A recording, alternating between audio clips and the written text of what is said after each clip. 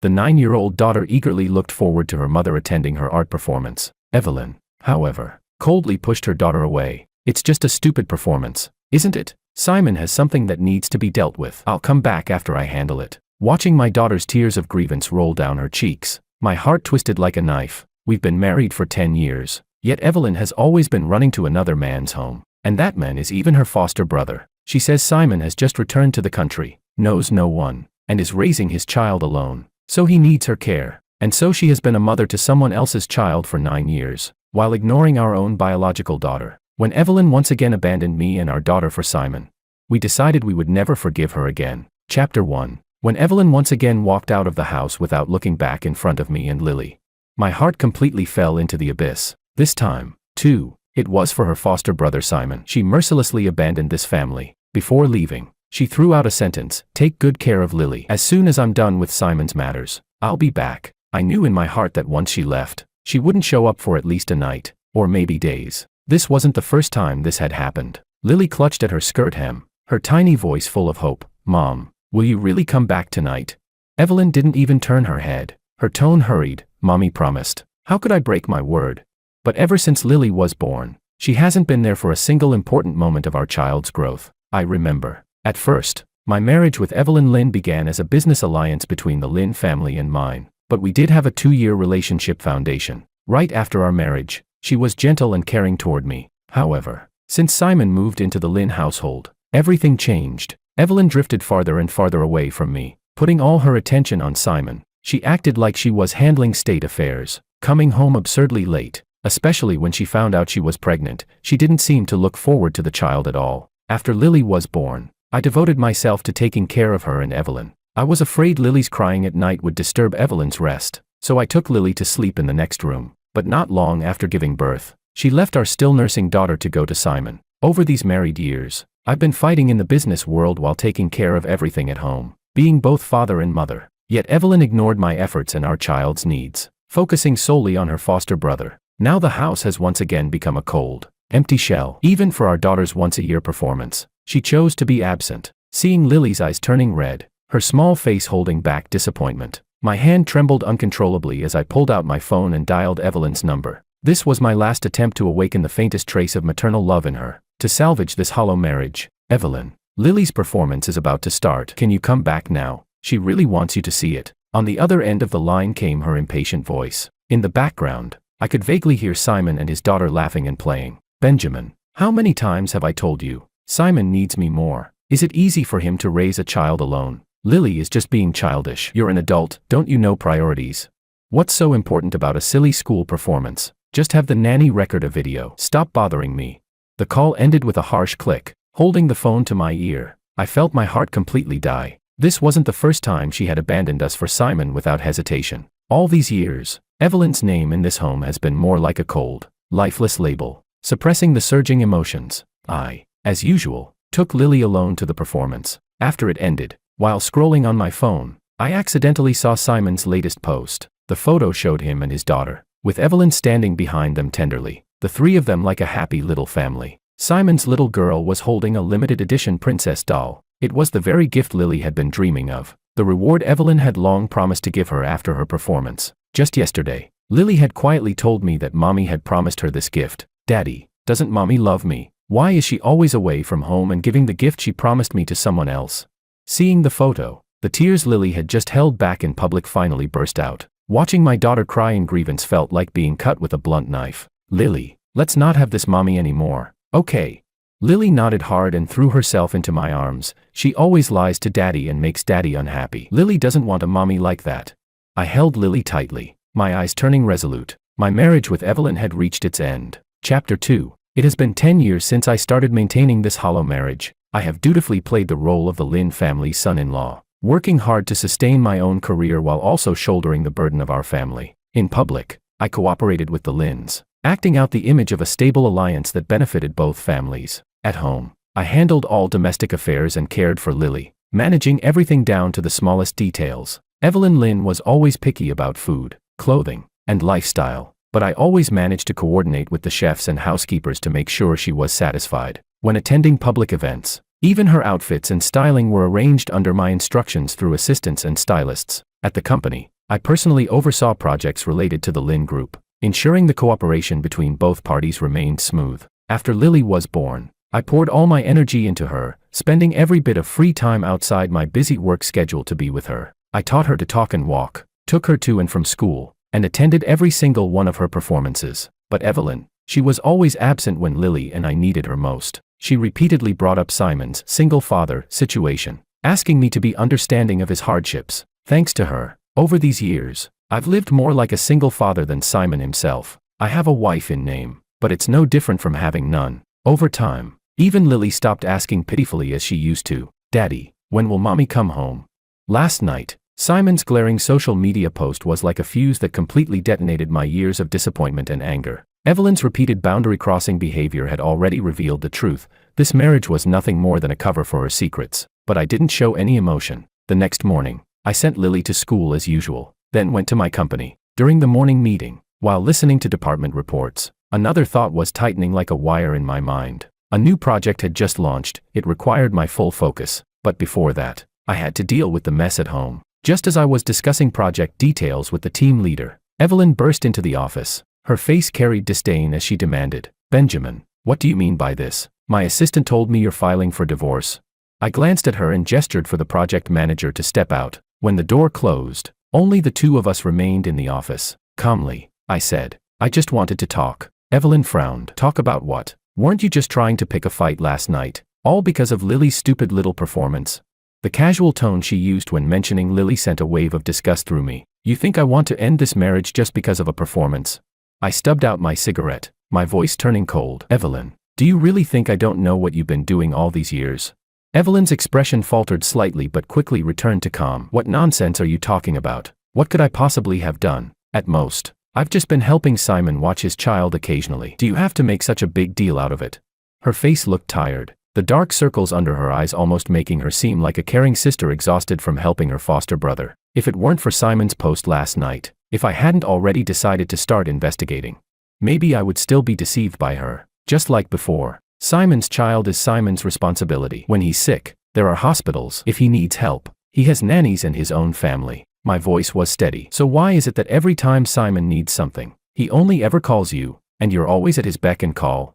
Evelyn's face stiffened. She forced a faint smile. "All right, stop being so sarcastic. I know you're just upset that I haven't been around much lately. I'll pay more attention from now on. Next month is our wedding anniversary. I'll book your favorite restaurant. I'll make it up to you and Lily. Okay?" She tried to deflect the issue with another empty promise. I didn't respond, only stared at her. After a few seconds, I said evenly, "Evelyn, I've been hearing your promises for 10 years. They're all bullshit." I picked up my phone and made a call. Notify the HR and legal departments, start a full financial and personnel background investigation on several Lin Group subsidiaries immediately. Evelyn froze completely, her face turning pale. What are you doing?" Her voice rose several octaves. Watching her panic, I felt nothing much. "Since this is ending, everything should be made clear. The money and favors the Lin family has taken from me over the years, it's time to settle those accounts." Evelyn lost control, screaming, "Benjamin, don't be crazy. I won't agree to a divorce. You'll destroy the Lin family with this."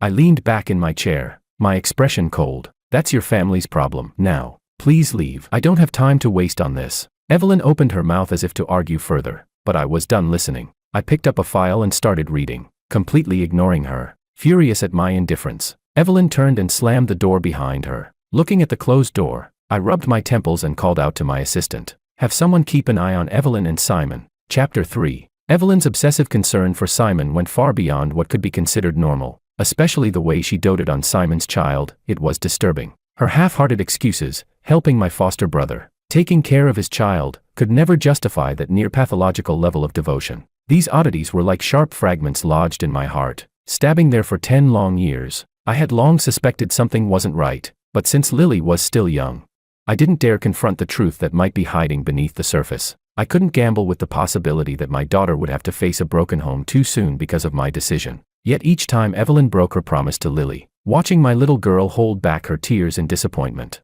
and the cold reality that Evelyn gave the princess doll, the one she had promised to Lily, to Simon's child instead, that was when I finally woke up, letting Lily continue to hold on to hope for a mother who existed in name only. Watching her be hurt again and again, that was the true cruelty. Rather than letting my daughter struggle in the illusion of a complete family built on lies, I'd rather shatter the illusion and give her a real home, one built on love. My patience and endurance all these years had been a mistake beyond measure. Suppressing the storm in my chest, I opened the encrypted file my assistant had sent me. Evelyn's arrangements for Simon's return to the country were overly cautious, almost secretive, and Simon's background, especially the information about his so-called ex-wife, was full of inconsistencies. As I sat in deep thought, my phone screen lit up. The caller ID read, "Mom." Taking a deep breath, I answered, trying to sound relaxed. "Hey Mom, what's up?"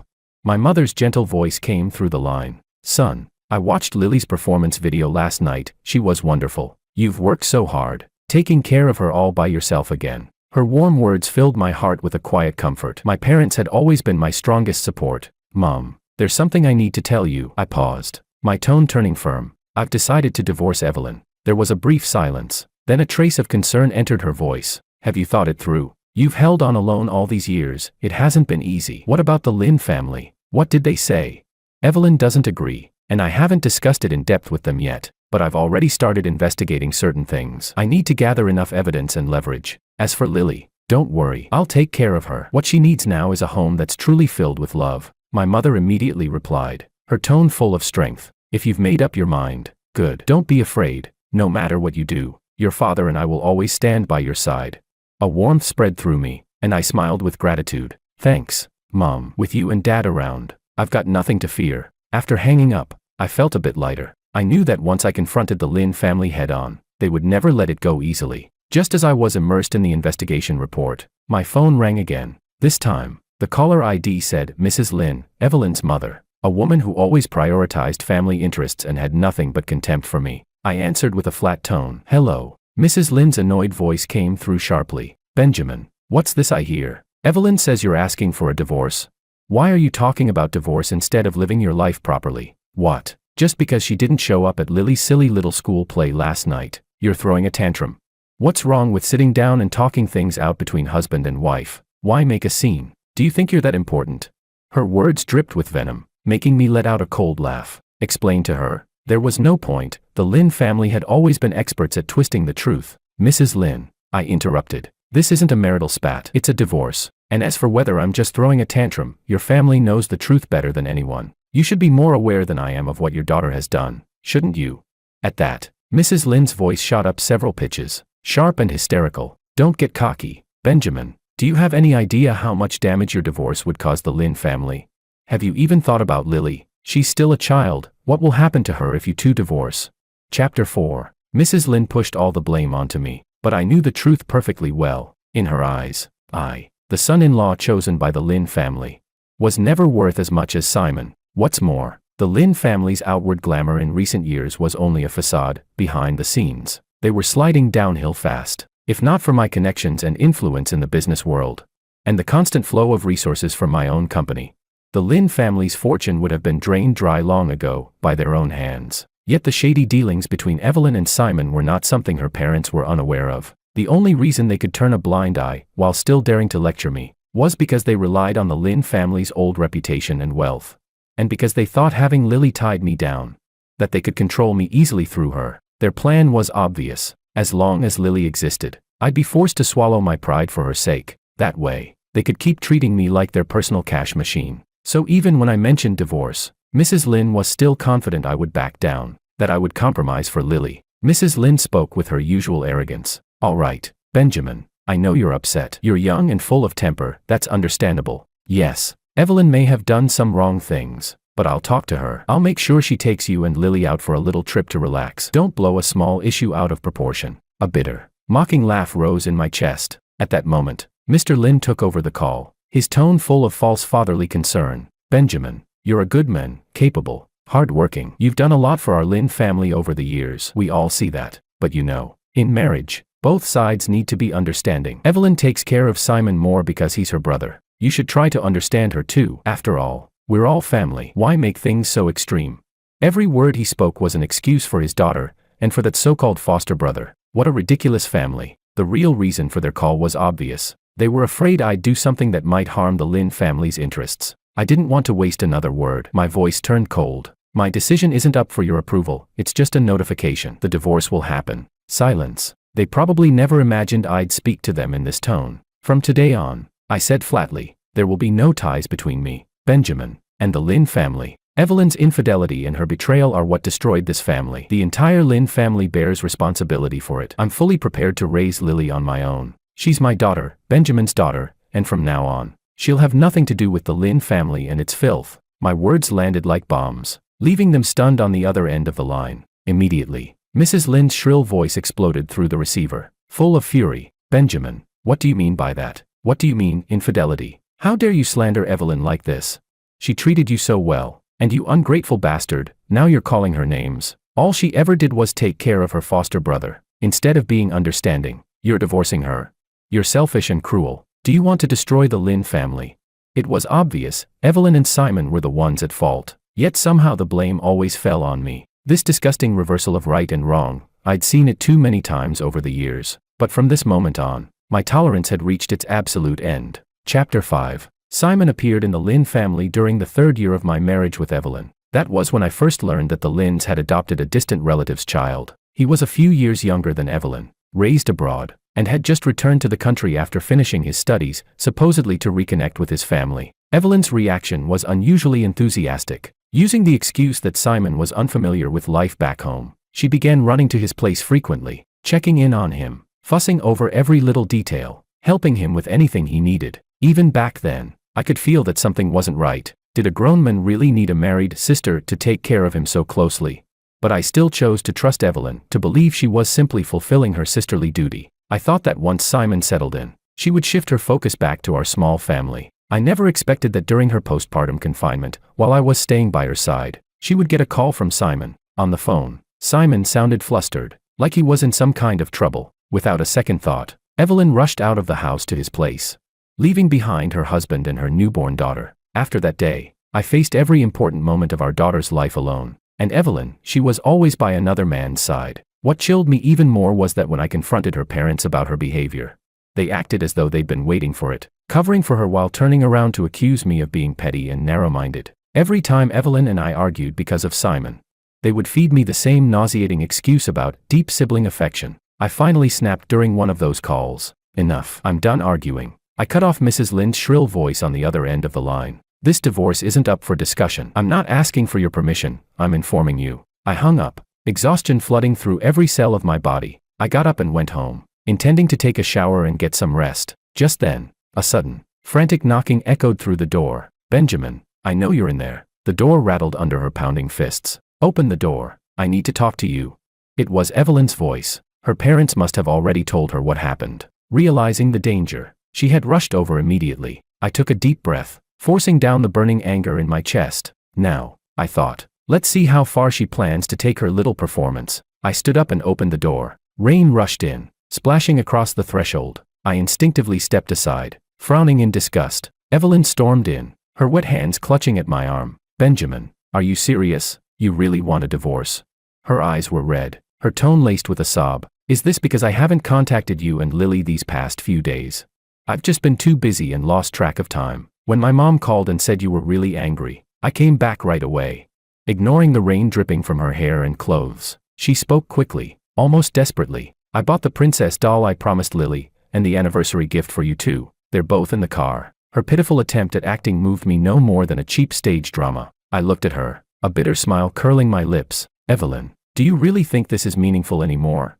Chapter 6. I pulled my arm back sharply, my voice cold as ice. Evelyn, no one knows better than you what's gone wrong between us. With this kind of perfunctory attitude, not just me, even Lily won't believe another word that comes out of your mouth. Evelyn's face turned pale instantly, as if she'd been stabbed. Her voice trembled with panic. Benjamin, I know I've failed you and Lily, but you can't refuse to give me even one more chance. You said before, even if I made mistakes, you'd give me a chance to make things right, didn't you? Have you forgotten our promises from back then? Please, I'm begging you this time. Okay. How ironic. She was the one who trampled those promises into the dirt. And now I was the one being accused of being unreasonable. I looked at her coldly, fully aware of what was really happening. She wasn't here out of love. She didn't truly care about Lily, either. More likely, her parents had given her strict orders to calm me down, to keep me in place so that the Lynn family's interests wouldn't suffer. The woman standing before me now, there wasn't even a flicker of the tenderness that once moved me. Only the panic and desperation that came from seeing her financial security slipping away. Seeing that I still didn't respond, Evelyn's gaze flickered. She tried to change the subject. She picked up her phone and pointed at a picture of Lily, her tone suddenly soft and gentle. Benjamin, I know Lily has always wanted a big birthday party. It was my fault before, for always being absent. I'll make it up to her this time. You can invite whoever you want. I'll leave everything up to you. All right. She kept talking, as if rehearsing a script. I know I've neglected you both before. From now on, I'll listen to you in everything. I'll focus on the family, and stay out of company affairs. You and Lily will always come first. Listening to her hollow promises, my heart sank even deeper. Everything she was saying now, it was no different from the countless times I'd heard it over the past 10 years. Evelyn, don't take me for a fool. I cut her off coldly, my gaze sharp and unyielding. If you really wanted to make amends, why haven't you mentioned your dear foster brother, Simon? My words hit their mark, a flicker of panic flashed through her eyes. I pressed on. How exactly do you plan to handle your relationship with Simon? And what about his child? Are you really capable of cutting ties completely? Evelyn's eyes darted away, her voice unnaturally calm. He's just my foster brother. Before she could finish, the doorbell suddenly rang. Evelyn froze on instinct. A second later, her phone began to ring as well. I caught a glimpse of the caller ID, Simon. Evelyn's expression crumbled. She glanced at me nervously, fumbling to hang up the call. But just seconds later, the phone started ringing again. Everything became crystal clear in that moment. I let out a low, bitter laugh and stared straight at her. So this is your idea of making things right? You even told Simon where I live? Chapter 7. Simon must have something urgent if he's calling me this late. Evelyn saw the coldness in my face, and a flicker of panic crossed her eyes. But in the end, just like every other time before, she instinctively chose Simon. Outside, Simon stood in the rain, his face full of feigned anxiety. When he saw me, a flash of smugness flickered in his eyes, but he quickly masked it with pitiful weakness and turned to Evelyn. Evelyn, the baby suddenly has a high fever. She keeps crying for you. I really don't know what to do. Evelyn's tone softened with sympathy. Don't worry, I'll go check on her right away. From where she couldn't see, Simon threw me a look filled with open provocation. Then, as if suddenly remembering my presence, he continued in that deliberately helpless voice. I didn't want to disturb you too, but the baby's throat is hoarse from crying. She's so scared without her mommy. He deliberately emphasized the word mommy, his gaze sliding toward me again, full of malicious intent. Evelyn, completely blind to his act, looked at me with guilt and said softly, Benjamin, Simon soaked from the rain. Could you get him a towel or a coat? She was asking me, in my own house, to take care of Simon. I almost laughed from sheer disbelief and disgust. It wasn't until Evelyn caught the icy mockery in my eyes that she seemed to suddenly remember why she had come here in the first place. Simon then grabbed her wrist again. Evelyn, the baby's fever is really bad. I'm scared she won't make it through the night. Evelyn immediately panicked. All right, I'll go take care of her now. Simon, you've been out in the rain too long. Why don't you stay here tonight? Before I could respond, she turned to me, speaking with that self-righteous tone of hers. Benjamin, let him rest here for the night. I'll explain everything tomorrow. She expected me, her betrayed husband, to agree to let her suspected lover, the father of her supposed foster brother's child, spend the night in my house. This was my home. There was no way in hell I'd tolerate something so shameless. I didn't bother arguing. I simply called security. Within minutes, the guards arrived. Evelyn flinched, startled by the sudden commotion, and protectively stepped in front of Simon. Benjamin, what are you doing? Look at him, he's drenched. Can't you let him stay just one night? How can you be so heartless? I let out a cold laugh, standing off to the side and pointing toward them. Escort them both out. Evelyn's face twisted, turning pale and ugly. Simon's eyes darkened with a flash of hatred. Moments later, the security guards escorted the two of them out of the house. Silence fell over the villa once again, a suffocating, empty quiet. I stood alone by the doorway, rubbing my aching temples. Chapter 8. I finished handling my morning business as usual. Just as I was about to head out for lunch, a sudden commotion erupted outside my office. Before I could even react, Evelyn appeared at the doorway, holding a beautifully wrapped gift box. My secretary followed closely behind, looking apologetic. President, I'm sorry, Mrs. Lin insisted on coming in. We couldn't stop her. I frowned slightly and gestured for the secretary to leave. Evelyn had already stepped forward, holding the box out to me with a forced, gentle smile. Benjamin, she said sweetly, I came to discuss a few details about Lily's birthday party with you. I wanted to talk face to face. She mentioned Lily, but her tone was focused entirely on what she brought. This is what I owed Lily before, and also your anniversary gift. Please don't be angry anymore, okay? Her voice was syrupy soft, almost nauseatingly so. It was hard to believe this was the same woman who had stood outside my house crying just last night. Evelyn rarely came to my company, let alone set aside her Lynn family heiress attitude to come play nice. She wasn't here because of guilt, she was here to stop the divorce. I said bluntly, Evelyn, this act is pointless. I didn't even reach for the gift box. Her smile froze on her face. Benjamin, why are you being so heartless? She said, her voice trembling with feigned grievance. I just want to make it up to you and Lily, to give Lily a proper birthday party. Is that really wrong? You're still angry about Simon, aren't you? I've told you so many times, he's just my foster brother. I've only been helping him because he came back from abroad alone, with no one to rely on.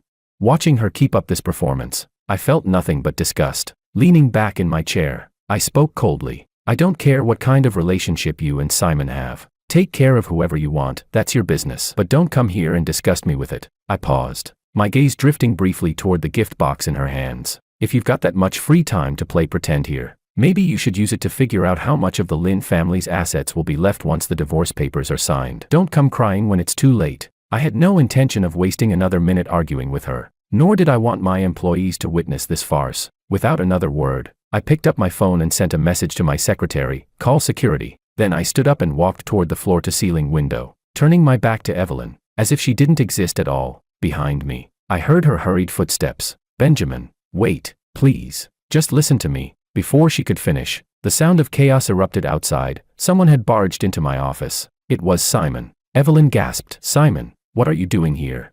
But Simon didn't even look at her. His pale face was twisted with fury as he glared directly at me. Benjamin, what the hell do you want? You have no right to control where Evelyn goes. Evelyn's expression changed instantly. She grabbed at his sleeve, trying to stop him. Simon, please don't say anything. But Simon ignored her. His eyes locked on me with pure hatred. You think you've won? If it weren't for me, the Lynn family wouldn't have even noticed you. Evelyn's voice rose, pleading, almost in tears. Simon, stop it. This is between us. Simon yanked his arm out of her grasp. Between us? Evelyn, you're abandoning me for him now. What about your promise? You said, the first person I'd see when I opened my eyes would always be you. Are you going back on your word now? His twisted dependence and obsessive tone made my skin crawl. I sneered at him. Simon, how old are you? Can't survive without your sister? You're a grown man. Stop acting like a baby who needs constant attention. What happens between Evelyn and me is none of your damn business. My words hit him like a slap. Simon flinched, taking a few steps back, hatred searing in his eyes. Don't push your luck, Benjamin. He spat. If you hadn't stirred all this up with Evelyn Lynn, the Lynn family wouldn't be in this mess. You pathetic snake, are you proud now that you've dragged them down? Chapter 9. Simon, stop talking, Evelyn shouted. At that exact moment, my phone buzzed in my pocket. It was a DNA test report. My pupils constricted sharply, and my grip on the phone tightened. The words on that report hit me like a hammer straight to the chest. That so-called Simon's child was Evelyn's biological daughter, and Simon was the biological father. No wonder Evelyn had been so obsessed with him. No wonder she had always neglected her own daughter, Lily, because all of her motherly love had gone to the illegitimate child she shared with Simon. The entire Lynn family, her parents included, knew about it. They had even helped cover it up. The truth was filthier than I had ever imagined, suppressing the surge of rage and disgust boiling inside me. I lifted my head and looked coldly at the two people still putting on their pathetic show before me. Evelyn, you make me sick. My icy voice sliced through their shouting like a knife. Both of them turned toward me, faces pale, eyes wide with shock. I raised my phone slightly, letting the light reflect off the screen. No wonder Simon's child always calls for you. Turns out you're not her aunt after all, you're her mother. My words struck them like a bolt of lightning. In an instant, both their faces went from pale to ashen gray. Evelyn's body swayed, her lips trembling. Benjamin, please, listen to me. It's not what you think. I yanked my arm away, my voice void of all mercy. I don't want to hear another damn word from you. Then I spat out the final blow. That child is your and Simon's bastard. I have all the evidence, every disgusting detail of what you two have done. If you don't want the entire Lynn family to collapse under the weight of this scandal tomorrow morning, then you'd better sign the papers quietly. I threw the divorce agreement and Lily's custody documents onto the desk. Evelyn's body trembled violently, like a leaf caught in a storm. Watching the despair on their faces, I felt nothing, no pity, no sadness, only the cold satisfaction of truth laid bare. Without another word, I turned to leave. Evelyn suddenly lunged forward, gripping my arm with surprising strength. Benjamin, you can't leave. You can't walk away from me. I won't divorce you. You're mine, you'll always be mine. Simon, seeing her clutch me like that, suddenly burst into laughter, manic and bitter. Wake up, Evelyn, he shouted. Benjamin never cared about you. He only ever wanted the Lynn family's money and power. I'm the only one who truly loves you. He pointed a trembling finger at me, his voice growing louder, his tone deranged with mockery. Even if you want a divorce, Benjamin, you won't dare make this public. You wouldn't dare destroy the Lynn family's reputation, because deep down, you can't do it. You're too afraid to let go of what they've built for you. The two of them were truly made for each other, a pair of perfect hypocrites, as Evelyn kept pulling at me, and Simon's arrogance twisted into madness.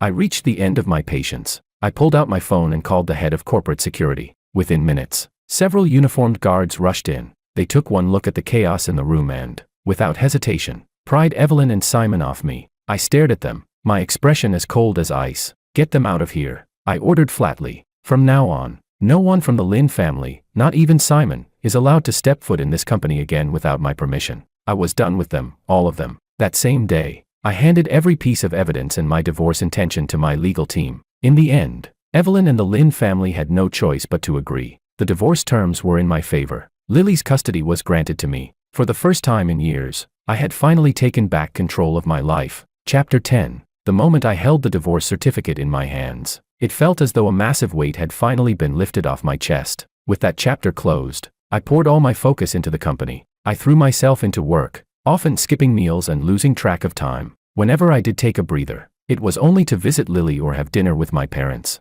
Under their care and my companionship, Lily's smile slowly returned, bright and carefree again. But even iron eventually rusts. The endless hours and constant pressure began to take a toll on my body. One evening, after handling an urgent matter, I drove home as usual. Halfway there, a sudden, violent headache crashed over me like a wave. I had to pull the car over, beads of cold sweat dripping down my forehead. I tried to get out to catch my breath, fumbling for my phone to call my driver, but before I could finish dialing, my vision went dark. The next thing I knew, I was lying on a hospital bed. The pain had dulled, but it was still there, pulsing faintly behind my eyes. I rubbed the bruise on my arm from where I must have fallen and reached for the call button. When the door opened quietly, standing there was my old college classmate, Melissa. She was holding a small insulated lunch box, and when she saw me awake, she smiled with relief. Her smile was warm, like sunlight breaking through a winter morning. Benjamin, finally, you scared me half to death.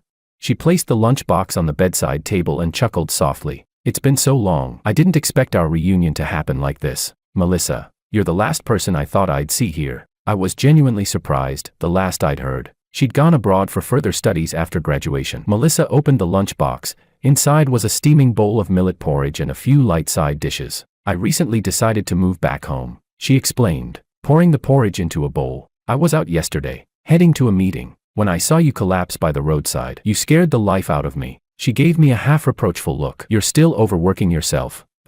That old stomach problem of yours hasn't gone away, has it? She remembered that. My minor stomach issues from our college days, caused by late nights and too much coffee.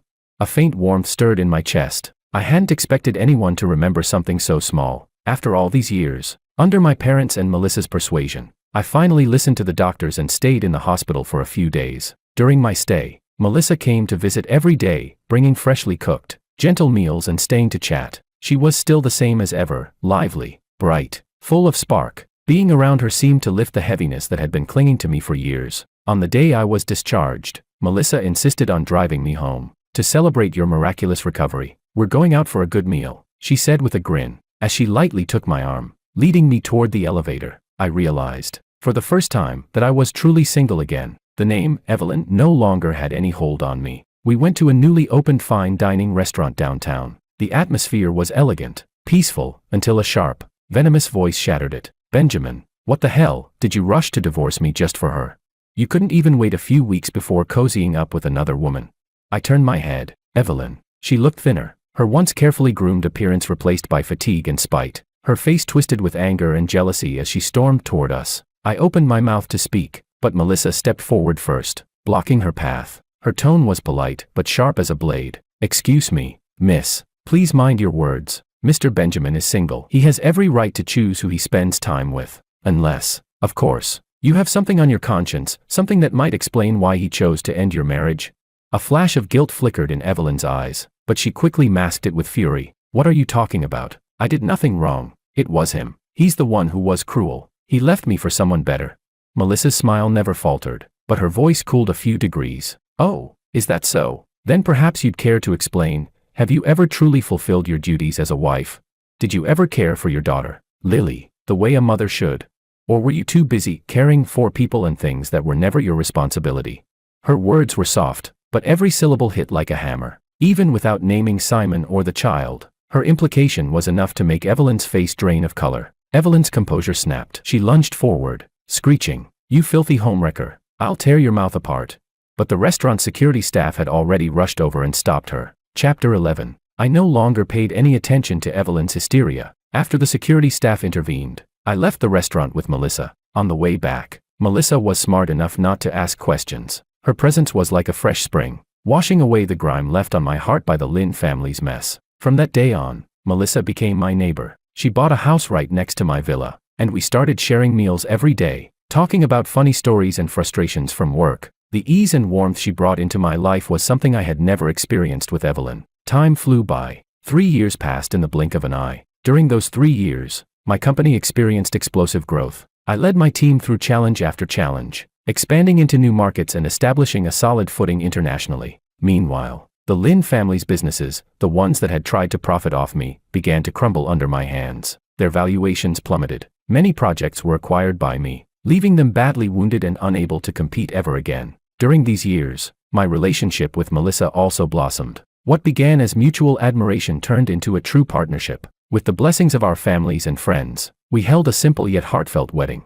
Lily, now a bright young girl with clear, sparkling eyes, smiled as she handed us our wedding rings. I drew a deep breath, my eyes damp. I was profoundly grateful that I hadn't kept struggling in Evelyn's swamp, grateful that I had stopped in time. For Lily, and for myself, I had fought for a new life, and now, both Lily and I were happy, truly happy. Not long after our marriage, Melissa became pregnant. I delegated most of my work to trusted deputies, cutting down on social obligations and spending more time with Melissa and Lily. I no longer avoided mentioning Evelyn and Simon because they had completely vanished from my world. Sometimes, I would still hear updates about them from my parents. The Lynn family, having lost my connections and funding, was no longer the grand force it once pretended to be. The projects I had taken over had only accelerated their downfall. Evelyn and Simon eventually ended up together, but their life was now a far cry from the lavish days they once flaunted. I heard they quarreled constantly, about money, about blame. Things like, if it weren't for your stupid idea, the Lynn family wouldn't have collapsed so quickly. If I were still Benjamin's wife,